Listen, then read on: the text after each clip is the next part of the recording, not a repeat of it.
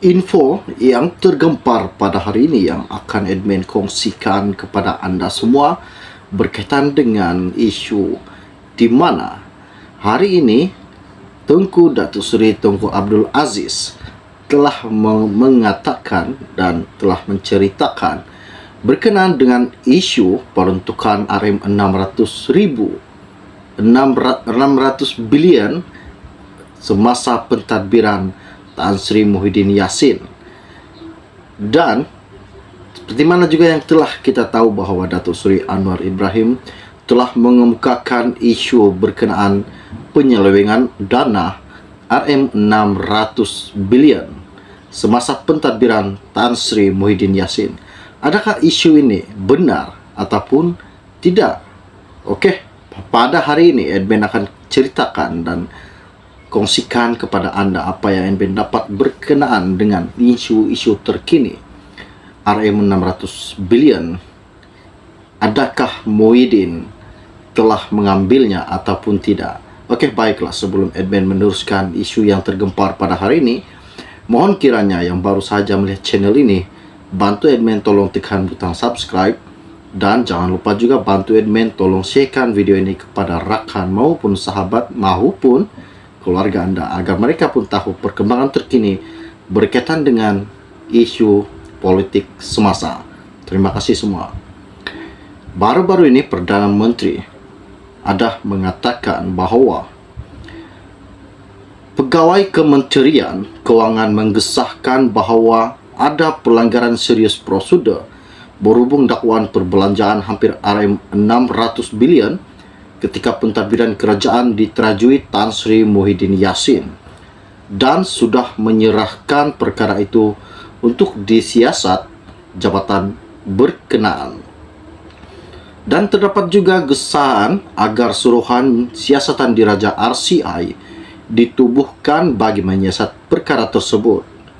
Namun DSAI berkata, Datuk Seri Anwar berkata, perkara itu belum dibincangkan kabinet dan menyerahkan kepada jemaah menteri untuk menilai hak demikian. Sebelum ini juga, Perdana Menteri Tan Sri Muhyiddin Yassin dilapor menegaskan tidak takut disiasat berhubung laporan polis dibuat beberapa pihak mendakwa beliau menyeleweng dana RM600 bilion. Pengurusi Perikatan Nasional menerusi hantaran di Facebook menjelaskan tidak mungkin menyeleweng dana, memandangkan ia adalah wang individu dalam kumpulan KWSP serta bank yang bukan di bawah kawalannya. Beliau juga menyatakan tidak pasti bagaimana angka dipetik RM600 bilion kerana jika merujuk kepada 8 pakej rangsangan ekonomi yang diumumkan ketika meneruji kerajaan, sebelum ini sebanyak RM530 bilion sahaja. Muhyiddin bagaimanapun menegaskan semua wang itu dibelanjakan untuk membantu dan beliau juga tidak bimbang atau takut jika ada pihak mahu menyiasatnya kerana menurutnya semua perbelanjaan dibuat mengikut dasar perolehan yang ditetapkan kabinet. Pada 28 November lalu, bekas Perdana Menteri Datuk Seri Ismail Sabri menerusi siapan di Twitter beliau, perbelanjaan langsung kerajaan hanya sebanyak RM110 bilion dan peruntukan itu diluluskan di Parlimen secara sebulat suara.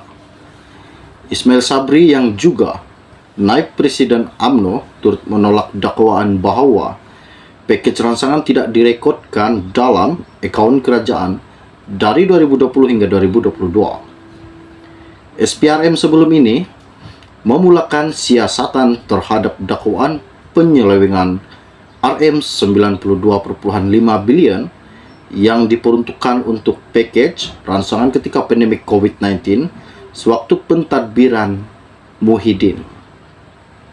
SPRM dalam kenyataan sebelum ini berkata, Kementerian